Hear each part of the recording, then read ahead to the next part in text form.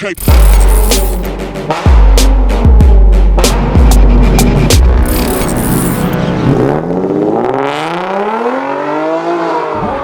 Exactement 4h30 du mat, comme d'hab, moi la nuit impossible de dormir, étant donné que j'ai commencé à travailler en discothèque à partir de l'âge de 18 ans. Donc pour le coup, ça fait depuis l'âge de 18 ans que je vis la nuit. Aujourd'hui j'en ai 45, c'est pas aujourd'hui que ça va changer. Donc je me suis dit que j'allais faire une petite vidéo et en profiter pour faire un petit vlog sur le sujet de la conduite de la nuit.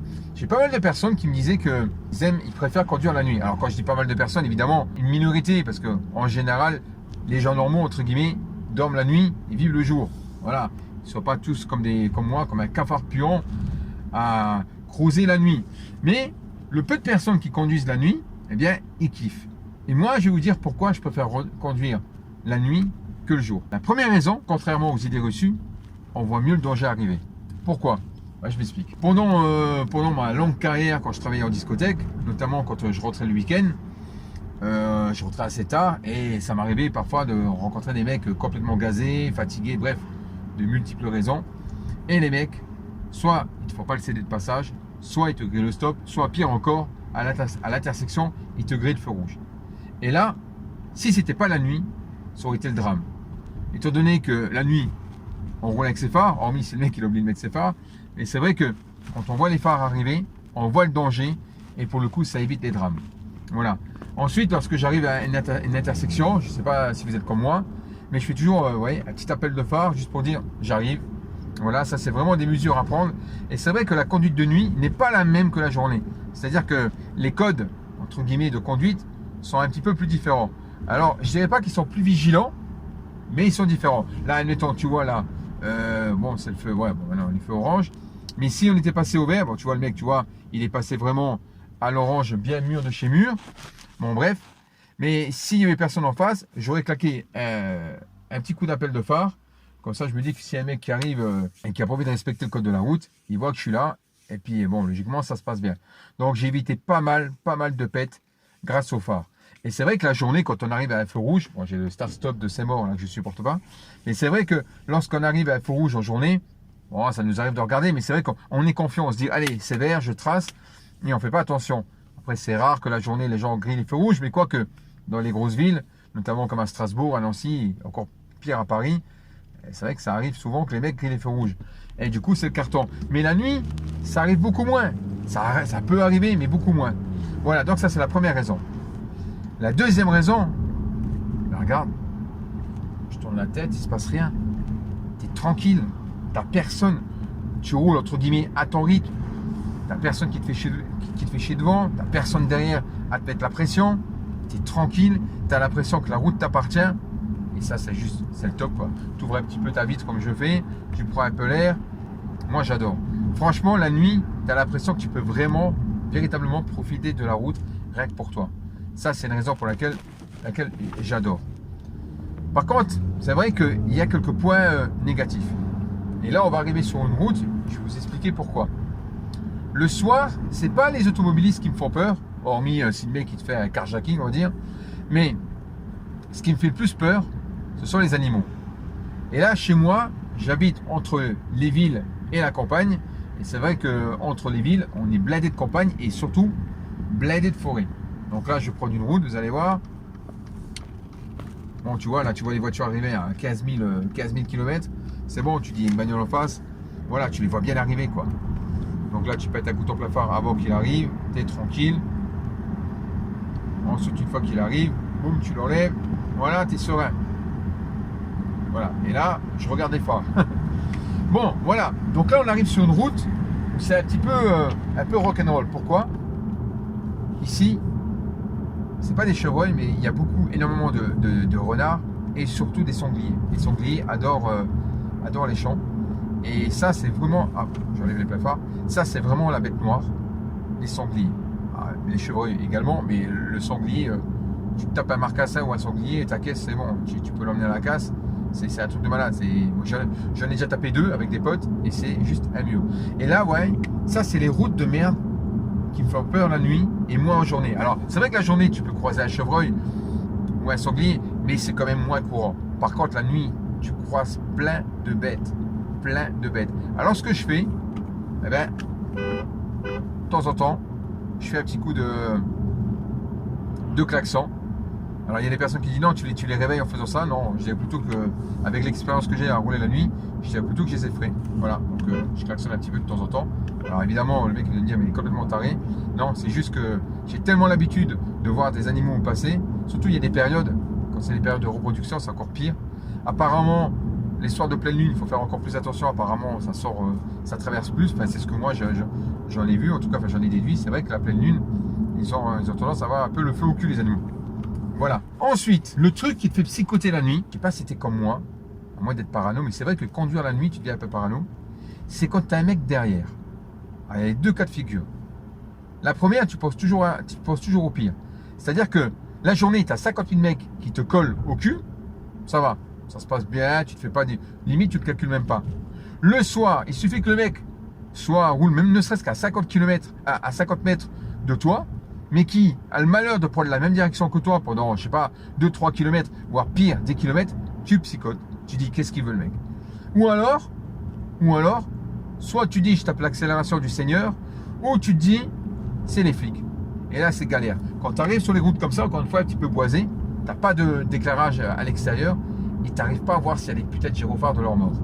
Tu n'arrives pas à les voir. Et là, c'est le stress. Et combien de fois, les gars, je me suis fait baiser comme ça. C'est-à-dire que moi, j'ai le son assez chaud, tu vois. C'est-à-dire, le mec, il me colle, allez, il faut le gazon, je peux être première, deuxième, hop, j'envoie, quoi. Mais là, combien de fois je me suis fait baiser? Et en fait, c'était des képis. Et les mecs, et des fois, ils le font exprès. Ah, ils ne sont pas tous comme ça. Mais des fois, j'ai l'impression que les mecs le font exprès. Ils te collent un peu, voilà, ils font style, tu sais, genre, je te suis. Et toi, à un moment donné, c'est soit tu psychotes, soit tu fais le style, tu mets le clignotant et tu vas dans tous les chemins que tu connais même pas. Alors imagine, tu arrives dans une ruelle que tu connais pas, c'est un cul-de-sac et tu vois que la voiture te suit. Bon là c'est panique celtique, hein. C'est soit tu fais le show et puis tu sors le gun que t'as pas, soit tu te chies dans le froc et puis du coup tu deviens croyant, soit tu prends le téléphone et tu es prêt à appeler le 17, tu as juste à faire appuyer sur le bouton vert. Bref, il se passe plein de scénarios.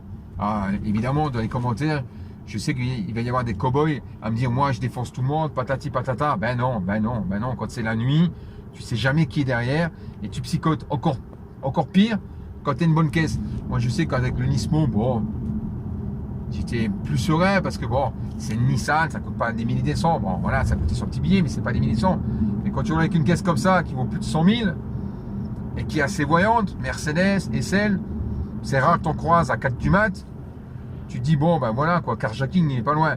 Après, t'es parano. C'est vrai de temps en temps, on est un peu parano. Mais il m'arrive, comme franchement, d'être de temps en temps parano parce que j'en ai tellement vu aussi avec le métier que je faisais que, voilà. Et c'est pour ça qu'on dit aussi que les flics, en général, ils sont un peu parano parce qu'ils voient tellement plus de mal que de bien qu'au final, voilà, quoi, ils se méfient de tout. Donc, ça, c'est le côté un petit peu obscur de la chose. C'est que quand tu croises un mec qui te colle au cul, tu sais pas qui c'est. Alors, soit c'est les flics et tu roules bien tranquille. Et là, admettons, là, tu vois, tu arrives dans une intersection où il y a de la lumière en centre-ville. Tu freines discrètement et comme ça, tu profites de tes feux de stop à l'arrière pour essayer de voir qu'est-ce qui se passe. Et c'est là que tu vois si c'est une voiture de flic ou pas. Pire, si c'est banalisé, c'est mort. Voilà. Et là, quand tu vois que c'est la voiture de flic, soit tu es serein parce que tu te dis, bon, ben, je m'en fous. Je suis full stock, je suis nickel, j'ai le permis, j'ai la ceinture, je suis assuré, j'ai pas 50 grammes dans les paupiètes. Donc là, tes limites, tu es content de les voir. Tu vois, pour une fois, tu es content. La journée, ça te fait chier, mais là, tu es content. Et soit tu psychotes parce que tu as 15 grammes dans les paupiètes, t'es pas en règle, tu n'as pas l'assurance, tu as les pneus semi-slick que tu as acheté chez Drift Shop. Bref, voilà, c'est la misère. Ou alors, tu te rends compte que tu as 4 bonhommes dans la caisse et pas très catholiques. Là, ça devient compliqué, tu vois. Après, ça veut rien dire, voilà. Mais c'est vrai que ça, c'est le petit côté négatif de la chose. Par contre, un autre côté, pour moi, qui est positif, eh bien, sachez que moi, le soir, j'ai sauvé, sans être prétentieux, j'ai sauvé énormément de vies. Et je vous raconte pas de conneries. Voilà, première, ça n'a rien à voir avec la voiture, mais je vous la raconte quand même. Je rentrais de boîte de nuit, évidemment, hein, comme je travaille tout le temps en boîte de nuit. Je traverse un pont à Metz centre-ville et je vois un mec, les cheveux tout rasés et tout, donc c'était un militaire. Il était de l'autre côté de la barrière du pont. Et je dis, oula, je sais pas ce qui se passe, je vais m'arrêter. Et je m'arrête et je demande au gars qu'est-ce qui se passe. Et puis il me dit ouais, j'en ai marre, je vais me foutre en l'air. Le mec, il voulait vraiment se foutre en l'air, dépressif et de ouf, quoi. Donc du coup, j'ai réussi à le raisonner, mais le mec, il était vraiment décidé, quoi. Et bon, je l'ai pris par la main, machin et tout. Non, t'inquiète, je l'ai pas emmené dans le bois, je vais pas baissé le froc et je n'ai pas fait... t'as compris? Pas de mauvaise idée. Mais du coup, bon, je l'ai ramené à la caserne et puis le mec, enfin, le gars qui était à la caserne, le garde, m'avait confirmé qu'il était dépressif et qu'il avait déjà fait des tentatives de suicide. Voilà, du coup, je me demande comment le mec, il s'est pas fait réformer après ça, tu vois. Bref, ça, c'est la première chose. La deuxième, on revient aux voitures, les accidents. J'ai croisé énormément d'accidents dans ma vie. Énormément de nuit. Et beaucoup de voitures retournées ou dans le fossé. Et les mecs, soit ils étaient gazés, ils sont endormis dans la bagnole, ou alors les mecs étaient complètement assommés dans la voiture. Une fois pareil, une femme s'était renversée. La voiture complètement renversée sur le toit, dans le fossé. Et elle était tombée dans les pommes, quoi, inconsciente. Et elle a perdu pas mal de sang. Donc du coup, moi, ce que j'ai fait, ben, évidemment, la première chose, j'appelle les secours. Mais étant donné qu'elle était comme ça, j'ai pas pu... voilà, j'ai ouvert la porte, j'ai enlevé la ceinture bien tant que mal. Je l'ai déplacée, mais vraiment très très doucement. Vraiment doucement. J'ai vu que où il y avait du sang, ben, j'ai pris un chiffon que j'avais dans la voiture, comme j'ai des tortures dans ma voiture. J'ai posé sur la plaie et j'attendais que les secours arrivent. Et puis après, ça s'est bien passé. Bon, bizarrement, il n'y a personne qui te dit merci. C'est extrêmement rare que tu reçois un coup de fil en disant c'était moi la personne blessée, merci de m'avoir sauvé. Non, que dalle. Par contre, si tu l'avais rentré dedans et que tu aurais défoncé sa bagnole, crois-moi que là, elle t'aurait rappelé.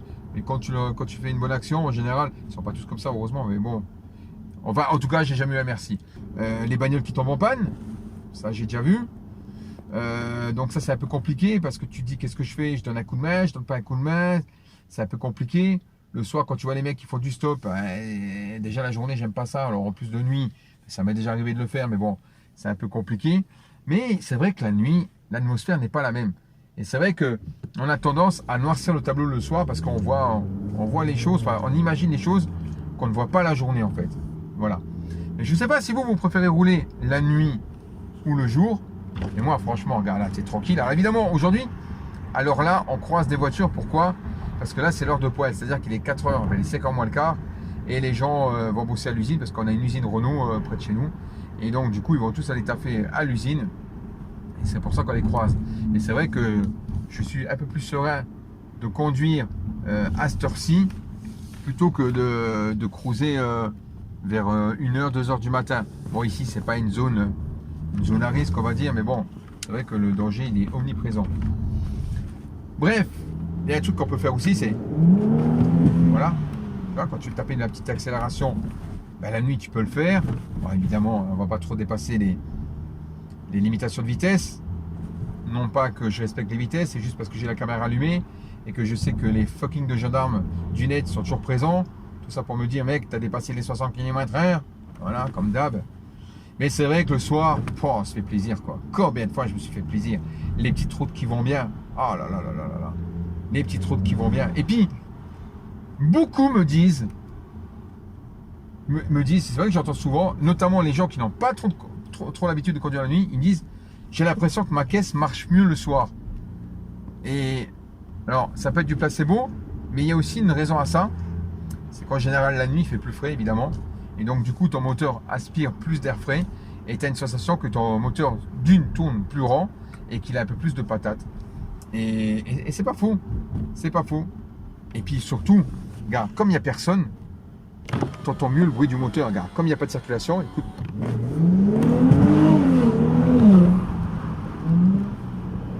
Voilà, tu entends ça?